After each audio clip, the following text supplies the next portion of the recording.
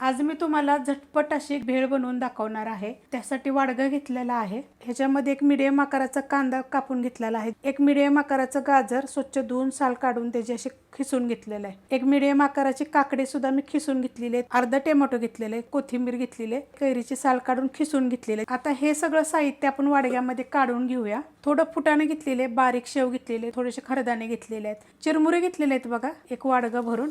आता ह्याच्यामध्ये टाकायचं आपल्याला अर्ध्या लिंबाचा रस। पहिलं काय करणार आहे, ह्यांना चांगलं मिक्स करून घेणार आहे। छोटा अर्धा चमचा बघा ही पिठी साखर घेतलेली। ह्याच्यामध्ये टाकायचे आपल्याला ह्या हिरवी मिरची पोपटी कलरची घेतलेली आहे, कमी तिखटवाली आहे, एकच घेतलेली आहे बरं का। हा मसाला मी बनवून ठेवते, कधी अशी भेळ म्हणा, कधी कुठं चाटचं काय बनवलं, बटाट्याचं वगैरे मी काय पोरांना बनवून देते, त्यासाठी हा मसाला बनवलेला आहे। हा अर्धा चमचा आहे, हा नाही टाकला तरी पण तुम्ही चालू शकता। चवीप्रमाणे मीठ घ्यायचं, हा चाट मसाला आहे आणि हे थोडंसं काळं मीठ आहे, हे मधलं साधं मीठ आहे। आणि हा मसाला जर तो लालवाला जो दिसतोय तो जर तुम्हाला बनवायचा असेल ना, तर मला खूप सारे कमेंट करा, मी तुम्हाला बरोबर माप सांगते, तुम्ही तसं बनवा, खूप छान होतात। हे मिक्स करून घेते, तर झटपट असं होतं। ही रेसिपी तुम्हाला कशी वाटली जरा मला कमेंट करून सांगा।